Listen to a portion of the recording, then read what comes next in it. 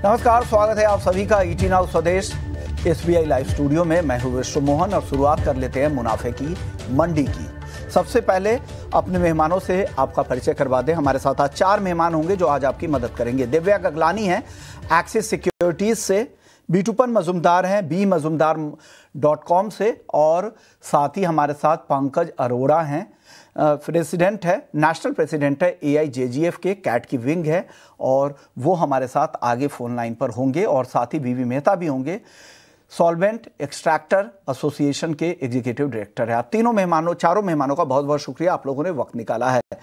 चांदी के साथ शुरुआत करेंगे क्योंकि चांदी के मार्केट में सप्लाई की दिक्कतें हो गई है। फिजिकल मार्केट में कहा जा रहा है कि चांदी की सप्लाई काफ़ी कम हो गई है और इससे यहाँ पर जो प्रीमियम है फिजिकल मार्केट में काफ़ी ज़्यादा बढ़ गए हैं। 15,000 से लेकर 25,000 रुपए तक के प्रीमियम अलग अलग हाजिर बाजार में चांदी के मार्केट में दिख रही है। यानी वायदा में जो आपको भाव दिख रहा है वो डिस्काउंट पर है, क्योंकि हाजिर में भाव 1,65,000 से 1,75,000 रुपए प्रति किलो तक है। वायदा में भाव 1,52,000 रुपए के आसपास है।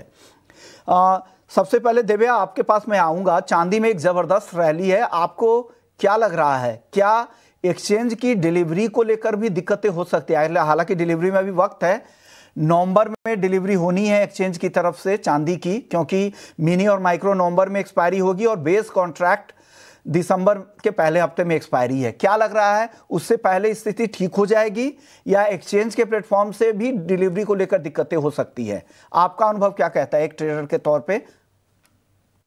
Good morning Vishnu ji. Good morning sir. हाँ, ओवरऑल अगर बात करें तो जिस हिसाब से सप्लाई स्क्वीज हमें देखने मिल रहा है डोमेस्टिक मार्केट में और साथ ही साथ LME के अंदर, तो सिचुएशन एज ऑफ नाउ थोड़ा क्रिटिकल है।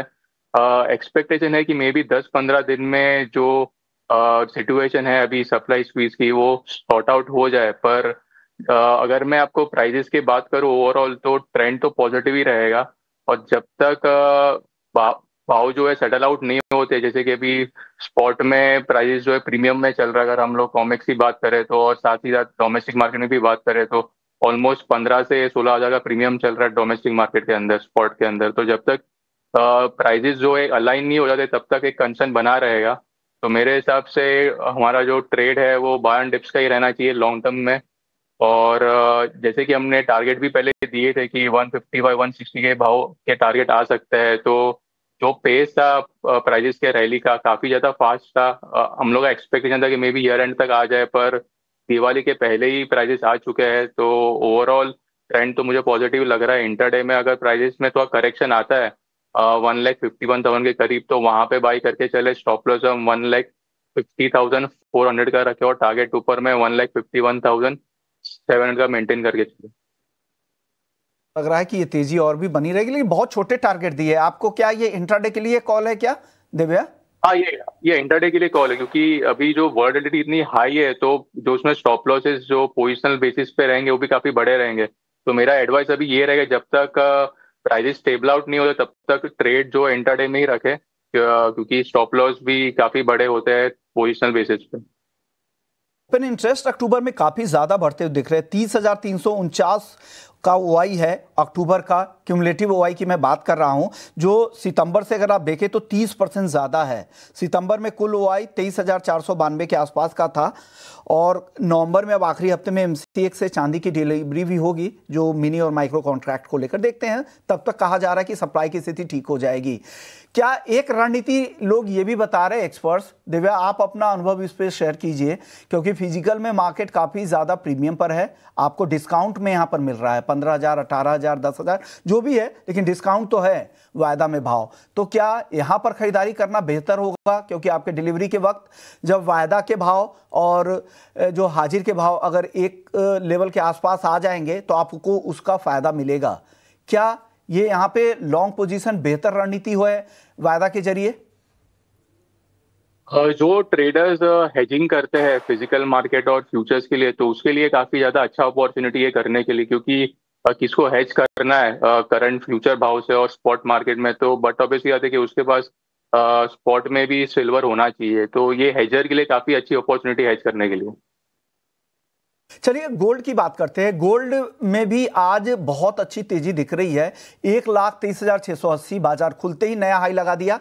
पिछले हफ्ते के आखिरी 2 दिन में हमने देखा था कि थोड़ी बहुत मुनाफा वसूली दिखी थी, तो लग रहा था कि बाजार अब थोड़ा शांत हो सकता है। लेकिन जिस तरह से शुक्रवार की देर शाम जब ट्रंप का बयान आया कि वो चीन पर 100% एडिशनल टैरिफ लगाएंगे और नवंबर से वो टैरिफ लगाने वाले हैं, उसके बाद एक जोरदार तेजी वापस से लौटी और रिस्की एसेट्स खास करके इक्विटी मार्केट में तेज बिकवाली हमने वहां पर देखा था। अब बताइए, जो मार्केट में जिस तरह के दौर चल रहे हैं, गोल्ड में ये तेजी आगे भी जारी रह सकती है क्या? दिव्या, अब यहां से क्या राय दे रहे हैं? पोजिशनल क्या है और आज के लिए क्या राय दे रहे हैं आप? पोजिशनल बेसिस पे अगर मैं बात करूँ एकदम नियर टर्म के लिए, तो जब तक कॉमेक्स में प्राइजेस 3,900 के ऊपर ट्रेड कर रहा है तब तक तो मुझे कुछ खास करेक्शन दिख नहीं रहा है। अगर हम लोग ओवरऑल वर्ल्ड सिचुएशन की बात करें तो ऑलरेडी एक इंस्टेबिलिटी चल रहा है।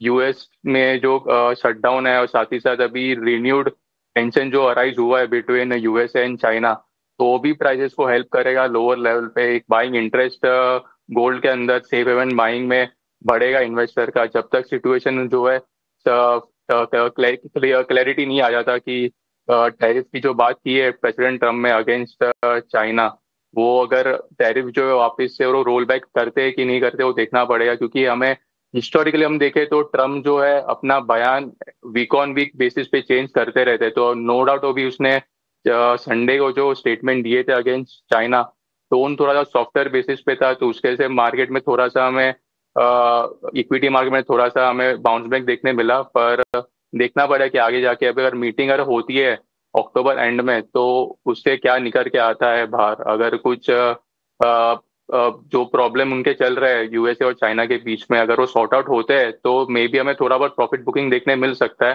पर अगर ऐसा कुछ नहीं होता है तो रैली जो चल रही है सोने और चांदी के अंदर वो कंटिन्यू रहेगी।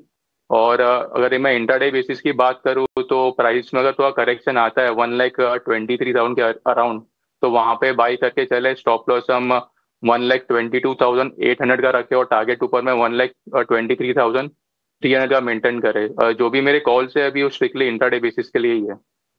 बेसिस के लिए कॉल है, ये ध्यान रखिएगा, कैरी ना करें। रोज नई पोजीशन बनाएं, रोज नए तरीके की स्ट्रेटजी बनाएं, क्योंकि मार्केट काफ़ी वॉलेटाइल अभी रहने वाला है सोने और चांदी का। हमारे साथ पंकज अरोड़ा जी भी हैं, प्रेसिडेंट है, नेशनल प्रेसिडेंट है AIJGF के, और कैट के भी जनरल सेक्रेटरी हैं। बहुत बहुत शुक्रिया सर, आपने वक्त निकाला है। सर, शुरुआत मैं भाव से कर लेता हूं, क्योंकि चांदी के मार्केट में कहा जा रहा है कि बहुत ज़्यादा प्रीमियम पे हाजिर का बाजार है और वायदा में काफ़ी यहाँ पे मार्केट डिस्काउंट में चल रहा है। तो क्या एक रणनीति हो सकती है कि या वायदा में पोजीशन बनाएं, डिलीवरी के वक्त जब हाजिर और वायदा के भाव आसपास हो जाएंगे फिर आप वहां पर डिलीवरी भी ले सकते हैं, तो आपके लिए एक फायदे का सौदा हो सकता है, या ये रिस्की हो सकता है क्योंकि ये जो प्रीमियम है ये बहुत ही छोटी अवधि के लिए होगा? नमस्कार विश्वन जी। नमस्कार सर। देखिए, आपने बिल्कुल सही कहा कि स्पॉट और फ्यूचर में लगभग $2.5 का अंतर चल रहा है सिल्वर में। और ये मेरे ख्याल से जो सिल्वर में इतनी डिमांड इंडिया के अंदर, क्योंकि दिवाली के सीजन पे चांदी के सिक्के, मूर्तियां ऐसी चीजें होती हैं जो ऑन द स्पॉट मंथ में बनाई जाती हैं। कोई भी सिक्कों के लिए अपनी कैपिटल को 2 महीने 3 महीने पहले फंसाता नहीं है। तो ये हमेशा दिवाली से 1 महीने पहले बूम चलता है और पूरे इंडिया में बूम चल रहा है। लेकिन एक्चुअल में जो पिछले कई साल रहे उसमें $50 चांदी जो ब्रेक नहीं करी, हमेशा रिवर्स कर गई, तो किसी ने भी अपना स्टॉक बनाया नहीं। और अभी भी अगर फ्यूचर की बात करें, स्पॉट और फ्यूचर में जो अंतर चल रहा है, लोगों के माइंड में अभी भी है कि हमें सिल्वर आगे चल के सस्ती मिलेगी, कभी कभी मार्केट क्रैश होगा।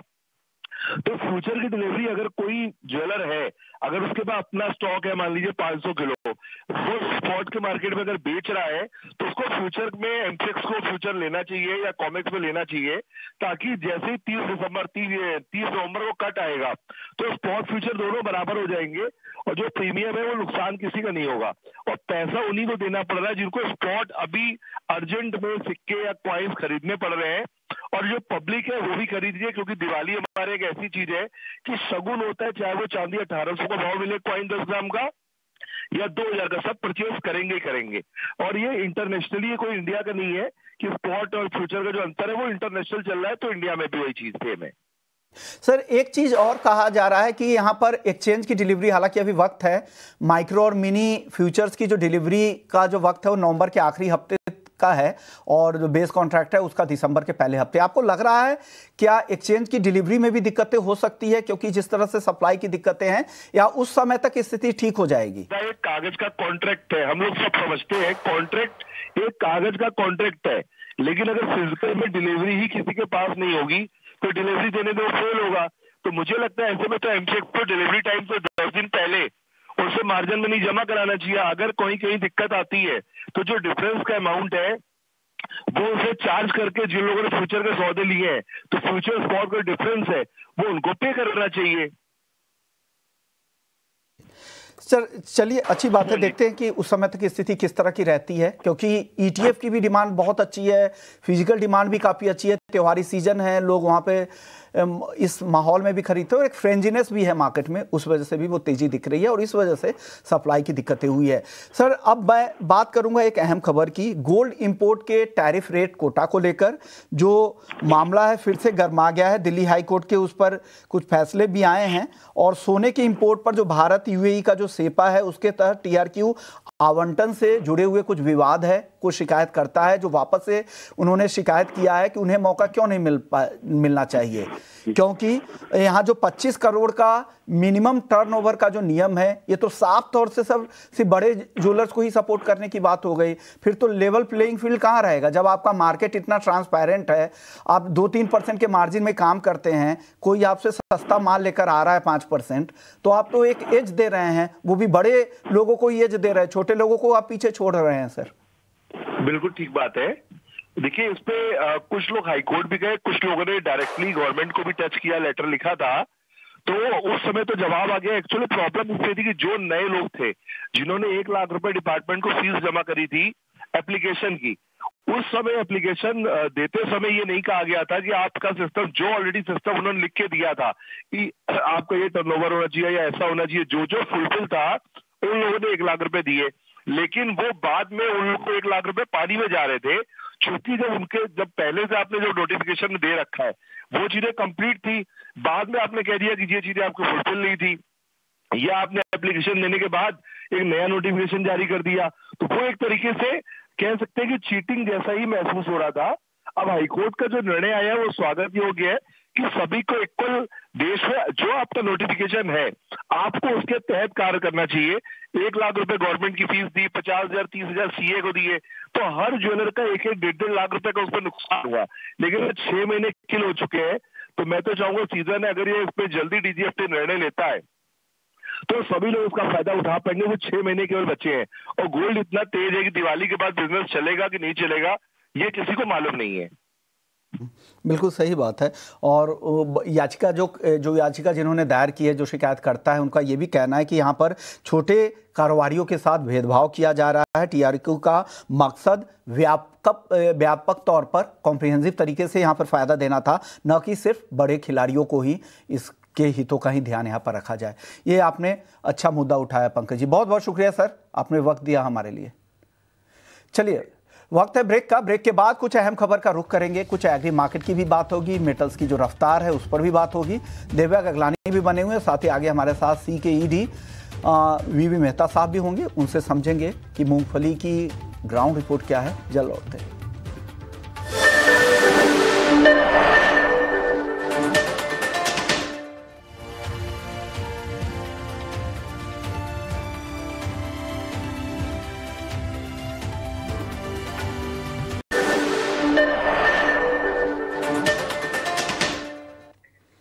ब्रेक के बाद आपका स्वागत है और आप देख रहे हैं मुनाफे की मंडी। अब बात कर लेते हैं मूंगफली की ग्राउंड रिपोर्ट की। और मूंगफली उत्पादन को लेकर कहा जा रहा है कि इस बार का जो उत्पादन होगा पिछले साल के आसपास ही रह सकता है, 46 लाख टन के आसपास। इस पर बातचीत करने के लिए वीवी मेहता साहब है हमारे साथ, सॉल्वेंट एक्सट्रैक्टर एसोसिएशन के ईडी हैं। बहुत बहुत शुक्रिया सर। सर आप लोगों ने जो सर्वे किया उससे क्या कुछ निकल कर आ रहा है मूंगफली को लेकर? नहीं देखिए, लास्ट ईयर से एकरेज इस साल 3 लाख बढ़ा था गुजरात में, और उम्मीद थी कि भी लास्ट ईयर का जो 42 पहले इनिशियल एस्टिमेट था और बाद में हमने रिवाइज करके 46 किया था, उससे भी ज्यादा होगा। मगर क्या हुआ, जो middle of July to middle of August कम से 25 दिन ड्राई स्पेल रहा, जो मेनली फ्लावरिंग स्टेज है, उसके वजह थोड़ा यील्ड में इम्पैक्ट हुआ। दूसरा, लास्ट सीजन के एंड में बारिश हुई, उसने भी थोड़ा नुकसान किया। तो ओवरऑल एकरेज बढ़ा मगर प्रोडक्टिविटी कम हुई, तो उसके वजह से ओवरऑल प्रोडक्शन जो बढ़ना था 3 लाख हेक्टेयर के, वो बढ़ा नहीं। और ओके, बिल्कुल। तो आप लोगों को लग रहा है कि जो इस बार का जो रकबा था, जो एरिया था, वो तो काफ़ी पिछले साल से ज़्यादा था, लेकिन इस बार प्रोडक्टिविटी पर असर हुआ है। जो मॉनसून की जो चाल थी वो खराब थी, और आखिरी कुछ दिनों में जिस तरह की बारिश हुई, खास करके अगस्त के मध्य तक तो सूखा असर हुआ, इसके बाद तेज बारिश हुआ, इससे फसलों को नुकसान हुआ। तो बहुत इरेटिक मॉनसून था, यही वजह थी मेहता जी? का क्रॉप जो अभी है काफी अच्छा है, मगर किसान थोड़ा परेशान इसके लिए है कि जो एमएसपी है 7,325, उसके साथ में आज जो मार्केट में है 4,000 4,500 के करीब है। तो किसान थोड़ा परेशान है कि गवर्नमेंट ने लास्ट ईयर 4,000 किलो पर फार्मर लिया था, हो सकता है इतना भी ये दवा लेगी कि नहीं लेगी, क्योंकि लास्ट टाइम कोई 13 लाख टन एमएसपी में खरीदी की थी। किसान चाहते हैं कि ज्यादा से ज्यादा खरीदी करे तो मार्केट में सपोर्ट भी मिलेगा, और उनका जो माल है जो 4,000 पहले लास्ट टाइम 2,500 किलो ले रहे थे, बाद में 4,000 किलो तक लिया था, वो भी उम्मीद करते हैं कि 4,000 किलो मिनिमम इस साल भी लेना चाहिए ताकि उनको सही दाम मिले। बाकी हम तो चाहते हैं कि भी पॉलिसी ऐसी बना है जहाँ मार्केट फोर्स के वजह से ही उनका माल बेचा जाए और गवर्नमेंट को लेना नहीं पड़े।